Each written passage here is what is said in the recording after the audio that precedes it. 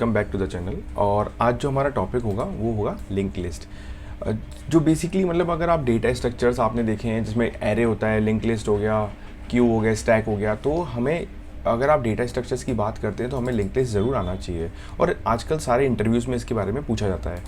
तो इसको समझने से पहले मुझे उम्मीद है कि आपको सी प्लस प्लस के थोड़े बेसिक कॉन्सेप्ट्स का आइडिया होगा। तो पहले हम इसको डायग्राम के थ्रू देखते हैं कि लिंक लिस्ट होता क्या है। तो गाइस, लिंक लिस्ट जब हम बात करते हैं तो एक कंटेनर होता है। आप ये कह सकते हैं कि बेसिकली होता है स्ट्रक्चर है, मतलब आपको मैं कोडिंग में बताऊंगा। पर बेसिकली अभी फॉर टाइम बिंग आप इसको यूँ विजुलाइज करिए कि ये कंटेनर है जिसमें एक तो डेटा होता है और दूसरा वाला जो होगा वो एड्रेस होगा। एड्रेस मीन्स एड्रेस, जैसे आपने सी प्लस प्लस पढ़ी या अदर प्रोग्रामिंग लैंग्वेज का आपको आइडिया है, राइट। तो एड्रेस क्या होता है, एक मेमोरी में आपको जब भी आप कुछ कोड एग्जीक्यूट करते हैं या कोई भी मेमोरी एलोकेशंस होते हैं तो हम एड्रेस के थ्रू ही उसको कंपाइल करते हैं, या फिर हम बोल सकते हैं कि मतलब एक प्रोग्राम दूसरे प्रोग्राम को जब कॉल करता है फंक्शन तो एड्रेस के थ्रू कंपाइल होता है। मतलब एड्रेस एक तरह से आप ये मान सकते हैं कि एक लोकेशन होती है मेमोरी में। तो बात करते हैं लिंक लिस्ट के थ्रू। तो जब आपने लिंक लिस्ट सोचा तो आपको ये सोचना पड़ेगा कि यार मेरे पास एक तरफ तो डेटा होगा और दूसरी तरफ उसका एड्रेस होगा जो कि नेक्स्ट नोड को पॉइंट करेगा लिंक लिस्ट में। तो लिंक लिस्ट भी कई प्रकार की हो सकती है, जैसे कि सिंगल, डबल, सर्कुलर, राइट। इसके अंदर बहुत सारे क्वेश्चंस बनते हैं जो कि हम धीरे धीरे करेंगे। पहले हम बेसिकली लिंक लिस्ट का स्ट्रक्चर समझते हैं, राइट। तो लिंक लिस्ट आपको मुझे उम्मीद है कि समझ में आ गया है। अब आपने अगर इसको अच्छे से विजुलाइज कर लिया है तो हमें अब इसके थ्रू ही कोड करना है। हमें इसको मतलब माइंड में रखते हुए ही कोड करना है आपको। तो मेरे पास जो एडिटर है वो है एक्सकोड। बेसिकली आप लोग कुछ भी यूज़ कर सकते हैं। तो लिंक लिस्ट की बात करें तो हमने जब डायग्राम देखा तो हमें पता है कि हमें बेसिकली एक नोड बनाना पड़ेगा, सिंपल सा। तो नोड कैसे बनता है वो मैं आपको बताता हूँ। Structure node, right.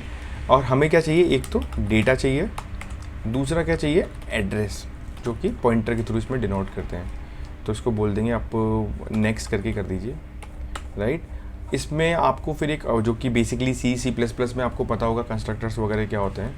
तो हम एक कंस्ट्रक्टर बनाएंगे जिसमें हम डेटा पास करेंगे और डेटास कर दीजिए इसको, राइट। और इसको आप कर दीजिए इंट, सॉरी ये मैं स्विफ्ट लैंग्वेज में चला गया था,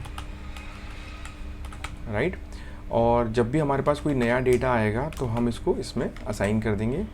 और अभी के केस में हम जो नेक्स्ट है उसको आप कर दो नल, क्योंकि हमारे पास अभी कुछ भी नेक्स्ट पॉइंटर नहीं है। मान के चलिए हमारे पास अभी सिंगल है, अभी हमने कोई इसमें पुश एंड पॉप या कुछ भी वैल्यूज़ में असाइन नहीं करी है। तो हमारे पास एक तो डेटा आएगा यहाँ पे, और अभी के केस में हमारे पास यहाँ पे नल पॉइंटर डाल देते हैं ताकि वो नेक्स्ट एड्रेस को पॉइंट करेगा। तो उसके बाद नेक्स्ट नोड कोई भी नहीं है।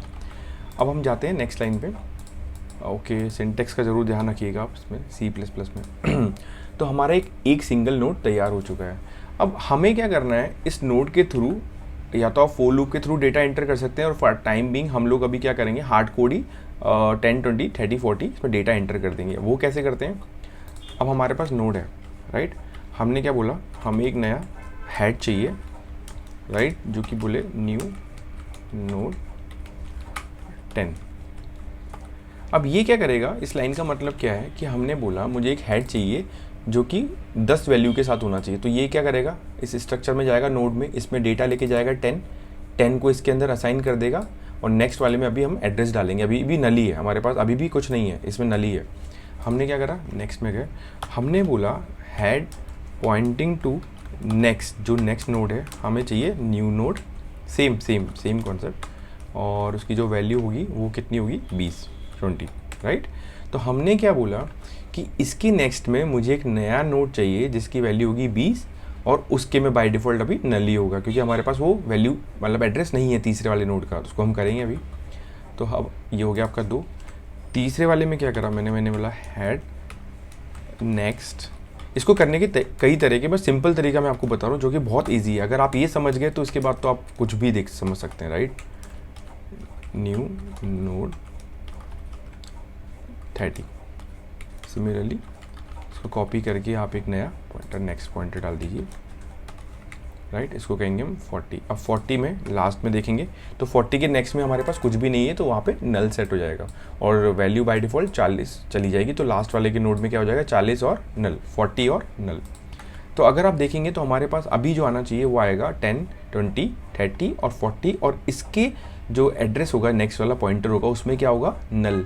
क्योंकि आपने देखिए इसके नेक्स्ट में जब आपने न्यू नोड डाला है तो न्यू नोड में आपने 40 वैल्यू डाली है, और 40 यहाँ पे सेट हो गई, पर उसके नेक्स्ट में क्या पॉइंटर है, क्या वैल्यू है, नल, राइट। तो यहाँ पे इसका एंड हो जाता है। अब बात है कि हमने बना तो दिया है, पर इसको हम देखें कैसे। अब हमें देखने के लिए इसको बोलते हैं ट्रांसवर्स करना, मतलब इसको हम इटरेट करेंगे, बेसिक इटरेशन बोलते हैं। तो इसको सिंपल तरीके से हम कर सकते हैं, वॉइड उसको बोल सकते हैं प्रिंट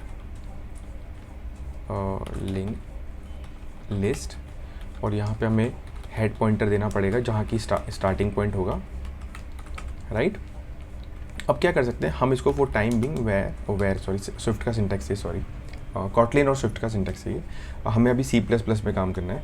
तो अभी के केस में हमने क्या करा, हमने यहाँ पे एक हेड पॉइंटर पास करा, इसको मैं टेम्प्ररी किसी नोड में डाल दूंगा, ताकि मुझे इसमें कुछ चेंजेस लगेंगे तो मैं टेम्प्ररी वेरिएबल को चेंज करके उसमें कुछ भी ऑपरेशंस परफॉर्म कर सकता हूँ, राइट।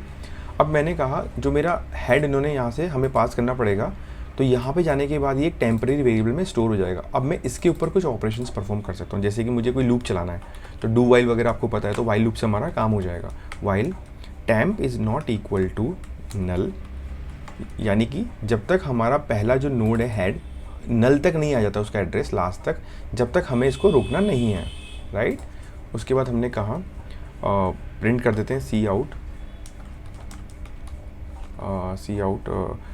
टेम्प डेटा, और थोड़ी सी स्पेस देने के लिए भी हम वैल्यूज दे देते हैं, ठीक है।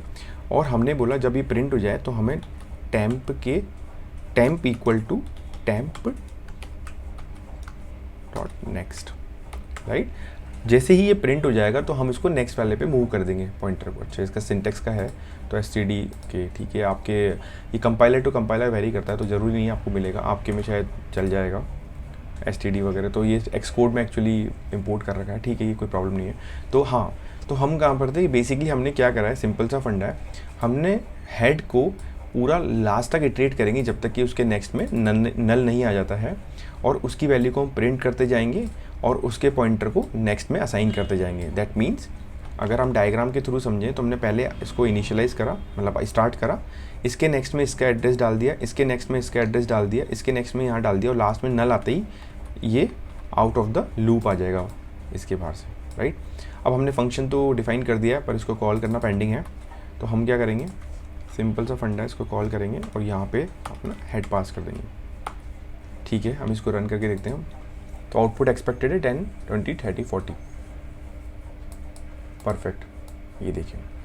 सो बेसिकली गाइस सिंपल सा फंडा है कि आपको एक पहले जब भी आप लिंक लिस्ट की बात करेंगे तो हम एक नोड बनाएंगे, उस नोड के ऊपर हम मल्टीपल ऑपरेशंस कर सकते हैं। तो पहले सबसे आपको डायग्राम समझना पड़ेगा, ये एक नोड है, नोड अगर बन गया दैट मीन्स आप फिर सर्कुलर और कहीं पे इंसर्ट करना कोई भी पोजीशन, वो आपको मैं नेक्स्ट वीडियोस में बताने वाला हूँ कैसे करना है, बहुत ही सिंपल होने वाले नेक्स्ट वीडियो भी। पर आपको इनिशियली मतलब आपको ये पता होना चाहिए कि लिंक लिस्ट क्या होता है, नोड क्या होता है, इसमें मतलब दोनों तरफ एड्रेस हो सकता है, प्रीवियस और नेक्स्ट वगैरह, वो हम आने वाले अपकमिंग वीडियोस में देखेंगे। तो होपफुली आपको ये समझ में आ गया होगा, नहीं आता तो प्लीज़ कमेंट सेक्शन में ज़रूर बताना क्या दिक्कत आ रही है। कोई भी डाउट्स आता है तो आप प्लीज़ पोस्ट करिए कमेंट्स में, तो मैं आपका रिप्लाई ज़रूर करूँगा। थैंक्स।